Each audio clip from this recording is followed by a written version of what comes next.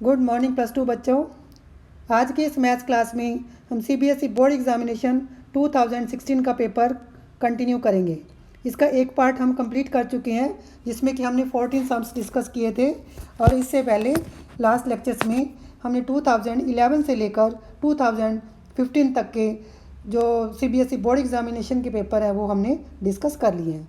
तो let us start with the discussion. Section B हमारा चल रहा था और इसका 15 सम है। Find 3x plus integration of 3x plus 1 into under root of quadratic dx। तो ये बच्चों बना linear into quadratic under root quadratic type का, linear into under root quadratic type का। ठीक है, तो इसको कैसे सॉल्व करते हैं? इसको करते हैं linear is equal to a into derivative of quadratic plus b। ठीक है बच्चों, तो डेरिवेटिव ऑफ क्वाड्रेटिक क्या है? -3 - 4x। तो इसको खोल लेंगे हम और कोफिशिएंट्स कंपेयर करेंगे। पहले कांस्टेंट टर्म का, लेफ्ट हैंड साइड में कांस्टेंट टर्म 1 आपकी, राइट हैंड साइड में -3a प्लस b है। इसी तरह से जो x का कोफिशिएंट लेफ्ट हैंड साइड में 3 है, ठीक है बच्चों, राइट हैंड साइड में -4 है। आपको क्लियर इसमें दिखाई दे रहा है? तो इनको सॉल्व करके आपने a एंड b निकाल लेना है, जो कि मैंने फाइंड आउट कर लिया। -3/4 एंड -5/4 आपके पास आ जाएगा। तो ये जो वैल्यूज़ आपने इक्वेशन नंबर 1 में पुट करनी है और दोनों साइड इसको इंटीग्रेट कर देना है। तो लेफ्ट हैंड साइड में आपका i बन जाएगा, राइट हैंड साइड में मैंने सिंपली वैल्यूज़ पुट की हैं और इसको मैंने 2 इंटीग्रेशन करके इसको ऐसे खोल दिया हुआ है। ठीक है, तो ये जो मैंने लिखा है -3/4 इंटू जो बाकी ये जो बचा है मेरा, इसको मैंने सारा i1 ले लिया। ठीक है, और ये जो दूसरा वाला है इसको मैंने i2 ले लिया। तो अब इसको सॉल्व कर लेते हैं। ठीक है बच्चों, तो देखो बच्चों i1 में बड़ा क्लियर है आपको। i1 में जो ये फंक्शन है इसको यदि हम t पुट करें, ठीक है, तो इसका डेरिवेटिव ये पड़ा -4x -3, तो ये बन जाएगा आपका अंडर रूट t dt। इसको इंटीग्रेट कर दिया मैंने। ठीक है बच्चों, सेकंड वाला जो है इसका स्क्वायर कंप्लीट करना है, तो स्क्वायर कंप्लीट करके आपके पास ये आ जाएगा जो मैंने लिखा हुआ है। इसमें आप चेक कर सकते हैं, कैलकुलेशन की कोई मिस्टेक हो सकती है, इसको आप चेक कर सकते हैं।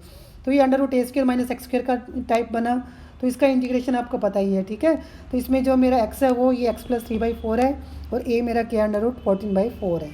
ठीक है बच्चों, तो ये फार्मूला मैंने लगाया x/2 और इसको मैंने जो सा सारा जो अंडर रूट में है ना, ये जो मैंने येलो शेड किया है इसको मैंने a ले लिया, क्योंकि इसको बार बार लिखेंगे तो आपका टाइम वेस्ट होगा इसमें, बट आपने सारा ही लिखना है। ठीक है, तो x/a into under root a आ गया प्लस 41/16 हो गया। ठीक है बच्चों, इंटू 1/2 साइन इनवर्स x हमारा ये है x/ और कांस्टेंट टर्म। ठीक है बच्चों, इस तरह से करना था। तो ये जो 2 वैल्यूज़ निकालनी है आपने i1 एंड i2 की जो वैल्यूज़ निकालनी है बच्चों, ठीक है, ये आपने इक्वेशन नंबर 1 में पुट कर देनी है। ठीक है बच्चों, ये मैंने 1 पहले भी, इसको 2 ले लेते, इसको इक्वेशन नंबर 2 में पुट कर देना। ठीक है, इस तरह से कर लोगे आप तो ये कोई ज़्यादा मुश्किल नहीं है। अब 16 सम है डिफरेंशियल इक्वेशन का। सॉल्व दिस डिफरेंशियल इक्वेशन, जो कि मैंने ऑलरेडी लिख दिया हुआ है, इसको अरेंज करके भी लिखा है मैंने। तो जब इसको अरेंज करके लिखा तो राइट हैंड साइड में मेरे पास क्या बना? x - y/x + y। तो ये बच्चों क्या है? ये होमोजीनियस इक्वेशन है। तो इसको सॉल्व करने का मेथड क्या होता है? y को हम क्या पुट करते हैं? vx। अब dy/dx करना is equal to v into X का derivative 1 plus x into dv/dx। तो ये जो वैल्यूज़ आपने इक्वेशन स्टार में पुट कर देनी है, मैं पुट कर रही हूँ इसको, देखो v plus x dv/dx is equal to x - vx/x + vx। तो इसमें से x कॉमन आ जाएगा, तो 1 - v/1 + v बना आपका, तो x कैंसिल हो जाएगा। तो x इंटू dv/dx क्या होगा? 1 - v/1 + v - v हो गया। तो इसको आप सिंप्लीफाई करेंगे, -v² - v आ गया, 1 + v आ गया। ठीक है बच्चों, तो ये बना 1 - 2v - v² 1 + v बना, तो x dv/dx। ठीक है, इसके बाद वेरिएबल सेपरेट कर लेते हैं। p वाले जो टर्म्स को एक साइड में कर लेते हैं। ठीक है, माइनस कॉमन निकाल दिया मैंने, v² + 2v - 1 dv is equal to dx/x आ गया। ठीक है बच्चों, कोई मुश्किल तो नहीं इसमें। अब आप देखो ये जो डिनोमिनेटर का डेरिवेटिव क्या होगा? 2v + 2 होगा।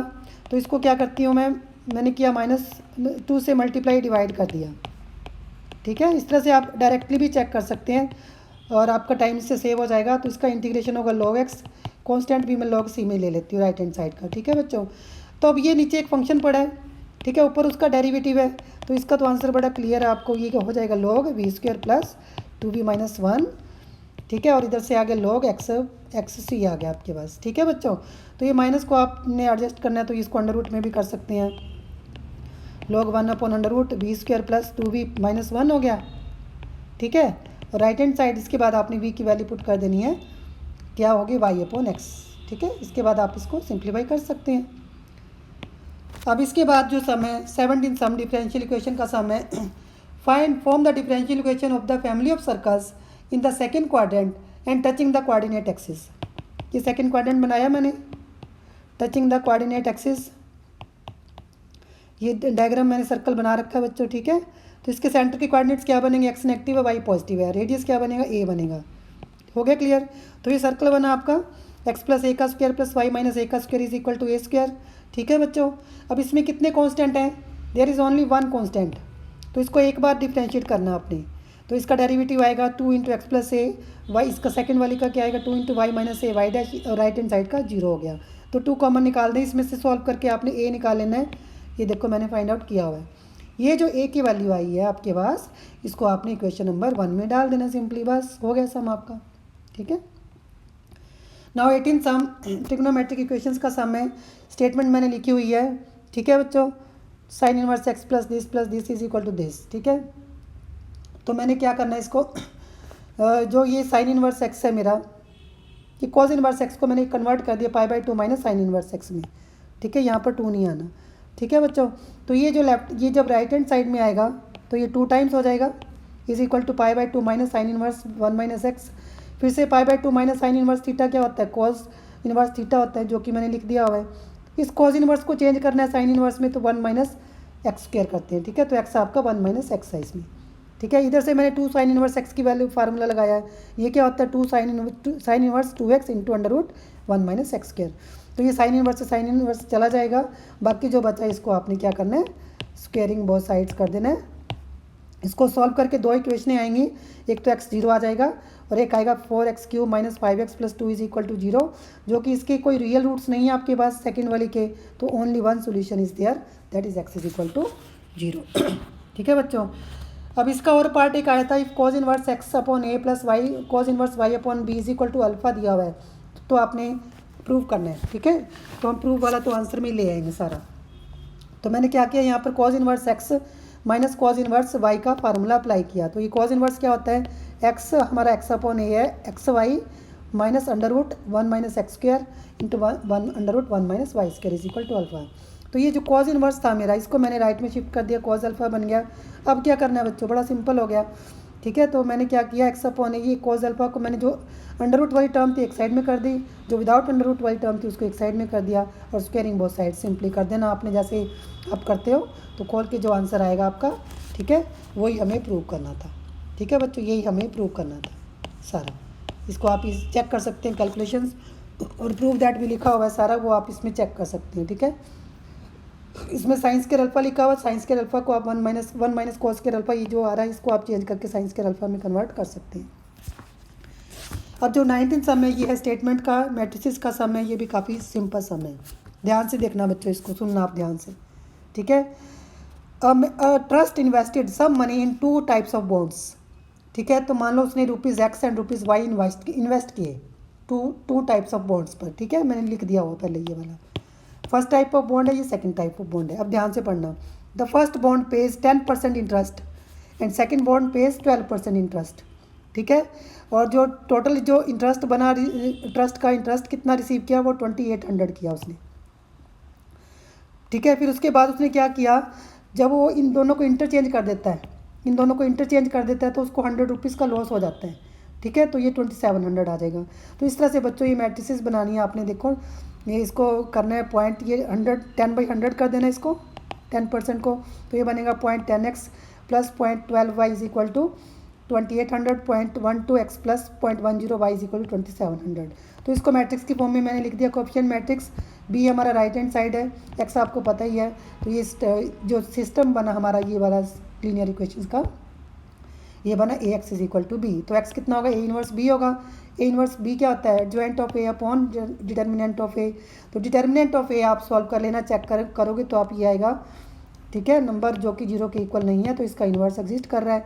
एडजॉइंट ऑफ A क्या होता है, 2x2 मैट्रिक्स का इंटरचेंज, इनको इंटरचेंज करना है और दूसरे का साइन चेंज करना है। ठीक है, तो ये मैंने कर दिया है। तो इसको आपने वैल्यूज पुट करके x एंड y निकाल लेना है, तो जो कि ये आपका आंसर आ जाएगा। आप इसका आंसर टैली कर सकते हैं। अब हमारा स्टार्ट होता है सेक्शन सी। ठीक है, ये आपका है लीनियर प्रोग्रामिंग का सम। तो ये भी बड़ा अच्छा सम है। ठीक है, तो इसमें क्या, there are 2 types of fertilizers A and B. 2 types के फर्टिलाइजर्स हैं ए एंड बी। ठीक है, तो जिसमें है ए कंसिस्ट ऑफ 12% नाइट्रोजन है, इसमें एक फास्फोरिक है एसिड है। 12% ए में नाइट्रोजन, जो ए में नाइट्रोजन है वो 12% है, और 5% जो है इसका फास्फोरिक एसिड है। ऐसे बी में है 4% और 5% है। तो जो कह रहा है कि जो farmer he needs at least 12 kg of nitrogen and 12 kg of phosphoric acid, एक जो फार्मर को चाहिए। ठीक है, अब आगे कॉस्ट की बात। इफ़ ए कॉस्ट ₹10 पर kg एंड बी कॉस्ट ₹8 पर kg। ठीक है, तो आपने क्या करना है, डिटर्मिन, इसको ग्राफिकली सॉल्व करना है and determine how much of each type of fertilizer should be used so that nutrient requirements are met at a minimum cost. मतलब जेड की आपने मिनिमम वैल्यू निकालनी है। ठीक है बच्चों, तो यहाँ से मैं देखो, यहाँ से मैंने टेबल बनाया, ये बना 12x, स्टेटमेंट इक्वेशन बनाई मैंने, 12% of x plus 4% of y is greater than और इक्वल टू 12। इसी तरह से सेकंड बनाया, ये दोनों इक्वेशनें आप बनाई मैंने, आपको इनको देख सकते हैं। 12/100x plus 4/100 y greater than और इक्वल टू 12, इस तरह से सेकंड बनाई और इनको सिंप्लीफाई कर लिया। ठीक है बच्चों, ये देखो 3x plus Y 300, 5x plus Y 5/1200। अब इसका एक टेबल बना लेना है आपको ग्राफ बनाने के लिए। एक बार x को 0 पुट करना है, एक बार y को। ठीक है बच्चों, ये देखो ऐसे 100, 300, 240, 240 सेकंड वाली लाइन के इस तरह से पॉइंट्स आएंगे, जो कि देखो डायग्राम मैंने बनाई हुई है पहले ही। तो ये 2 लाइनें जो बनाई है मैंने, एक तो 240 वाली बनाई है, रेड वाली आप देख रहे हो लाइन। ठीक है, ये वाली लाइन 240 0 और 0 240 है, और दूसरी लाइन जो मैंने बनाई है ग्रीन से 100 0 और 0 300 लेकर पॉइंट्स। ठीक है, ये जो बी पॉइंट है दोनों लाइनों का इंटरसेक्शन पॉइंट है, ये आएगा 30 210। तो इसको शेड करके, क्योंकि जो आपके पास ये ग्रेटर देन और इक्वल टू का साइन है, ठीक है, तो ये ओरिजिन से ऊपर शेड आएगा, जो कि येलो शेड मैंने किया हुआ है। ठीक है, आप देख पा रहे हैं इसको। तो क्योंकि अब इसमें आपने ये चेक किया कि ये जो रीजन है ये अनबाउंडेड रीजन है आपका। ठीक है बच्चों, कौन सा रीजन है, अनबाउंडेड। तो अनबाउंडेड में हम क्या करते हैं, सबसे पहले आप कॉर्नर पॉइंट्स को पुट करके जेड निकालें, जैसे कि मैंने पुट किया और मैंने देखा मेरा जो बी पॉइंट पर है, ठीक है, आप इसमें देख पा रहे हैं जो बी पॉइंट पर है वो मेरे पास मिनिमम वैल्यू आ रही है 1980। तो जब अनबाउंडेड ये रीजन होता है आपका, फिजिबल रीजन अनबाउंडेड होता है, फिर आपको क्या करना होता है, जो जेड होता है ना आपका जेड 10x प्लस 8y, इसको आपने मिनिमम है तो इसको लेस करना है, मैक्सिमम होगा तो ग्रेटर करना होता है। तो ये लेस देन 980 लेकर आपने यहाँ पर इसकी एक लाइन बनानी है। तो x की जो वैल्यू है इसमें आएगी आपके पास 198। ठीक है, और मतलब y 0 पुट करते हैं तो और यदि x 0 पुट करेंगे तो y कितना आएगा 247 अप्रोक्सीमेट आ जाएगा आपके पास। तो क्योंकि ये ग्रेटर का साइन, लेस का साइन है ना सिर्फ, तो ये मैंने देखो डॉटेड लाइन लगाई है पिंक में, आप देख पा रहे हैं, पिंक में डॉटेड लाइन जो मैंने लगाई है आप देख पा रहे हैं। और जो इसका रीजन आ रहा है, क्योंकि ये लेस वाला साइन है तो इसका रीजन आपको देख पा रहे हैं ब्लू आ रहा है, ब्लू रीजन आ रहा है आपके पास। तो आप येलो एंड ब्लू में देख रहे हैं कुछ कॉमन आ रहा है, कुछ yellow shade and blue shade में कुछ भी कॉमन आ रहा है आपके पास, कोई पॉइंट कॉमन नहीं आ रहा आपके पास। ठीक है, तो इट मीन्स जो हमारा ये बी पॉइंट है यही हमारा जो सा मिनिमम पॉइंट है, और ये हमें मिनिमम वैल्यू दे रहा है 1980। ठीक है बच्चों, इस तरह से आपको करना था। अब इसका एक लास्ट सम भी हम कर लेते हैं डिस्कस, 21st वाला। जो बाकी के सम्स बचेंगे वो हम नेक्स्ट लेक्चर में करेंगे, क्योंकि ये पेपर काफ़ी लेंथी था तो इसलिए हम इसको डिस्कस कर लेते हैं। तो ये प्रोबेबिलिटी का सम है, इसको ध्यान से सुनना बच्चों आप। 5 bad oranges are accidentally mixed with 20 good ones. ठीक है, 5 जो बैड ऑरेंजेस है वो 20 गुड वंस के साथ मिक्स करे गए हैं, और 4 ऑरेंज निकालने हमने 1 by 1 विद रिप्लेसमेंट। ठीक है, तो number of bad oranges drawn निकालना है आपने, find the probability distribution of number of bad oranges drawn, hence find mean and variance of this distribution. तो हम क्या करते हैं, let x denote the number of bad oranges. तो x क्या हो सकता है 0 1 2 3 4। ठीक है, तो जो टोटल कितने हैं, इसकी प्रोबेबिलिटी ऑफ बैड ऑरेंजेस क्या आएगी फिर आपके पास, प्रोबेबिलिटी ऑफ बैड ऑरेंजेस कितनी आएगी आपके पास 5/20, मतलब कि 1/4। तो ये हमारा P हो गया 1/4, Q हो गया फिर 1 - 1/4। ठीक है, जब P पता चल जाए तो Q निकालना कोई मुश्किल नहीं है, 3/4 आ गया। तो प्रोबेबिलिटी ऑफ x = 0 का क्या मीनिंग है कि आपके पास कोई बैड ऑरेंज नहीं है। तो ये होगा 4C0 Q की पावर 4 P की पावर 0। इसको सॉल्व करके 81/256 आ जाएगा बच्चों। इसी तरह से probability of x is equal to 1 निकालना आपने। 4c1 1/4 की पावर 1 3/4 की पावर 3, तो ये आएगा 108/256 बच्चों, ठीक है। इसी तरह से probability of x is equal to 2 आपके पास 54/256 आ जाएगा, और x इज इक्वल टू 3 पे आप इसको अपने आप सॉल्व कर सकते हैं, ठीक है, कोई ज़्यादा मुश्किल नहीं है। जैसे मैंने लिखा formula, probability of x is equal to 4 पे कितना आएगा 1/256 आएगा। तो अब इसका आप टेबल बना लें, जल्दी से इसका टेबल बनाएं। ये x है, ये प्रोबेबिलिटी ऑफ x है, 0 1 2 3 एंड 4।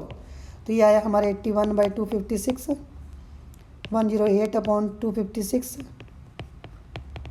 और 54/256, 12/256 एंड 1/256 आ गया। तो मीन क्या होता है, मीन क्या होगा, इनको मल्टीप्लाई करना आपने, ठीक है, दोनों को। तो ये आएगा 0 into 81/256 plus 1 into 108/256 plus 2 into 54/256 हो गया, ठीक है, 3 इंटू 12/256 प्लस 4 इंटू 1/256 आ गया बच्चों। तो इसको सॉल्व करके आपके पास सारा ये 1 आ जाएगा।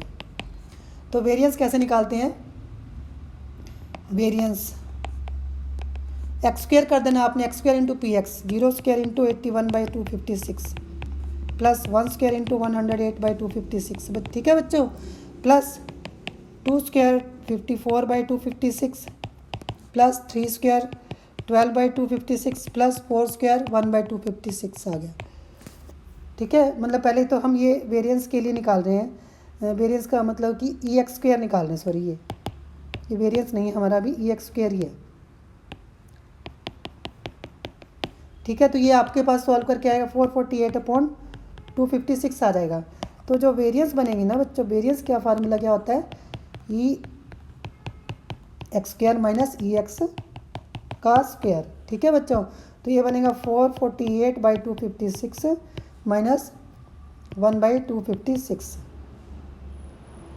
सॉरी माइनस 1 था ये, ठीक है, -1 था। इसको सॉल्व करके आपके पास आ जाएगा 3/4। तो इस तरह से हमने 21 सम्स इसके डिस्कस कर लिए हैं, ठीक है। आगे जो 22 से लेके जो 20 आपके पास 5 तक 26 तक के सम है वो हम नेक्स्ट लेक्चर में करेंगे, ठीक है। तो एक बार इनको आप रिवाइज़ कर लेना, कोई डाउट्स हो तो आप मेरे से कमेंट बॉक्स में लिख के पूछ सकते हैं।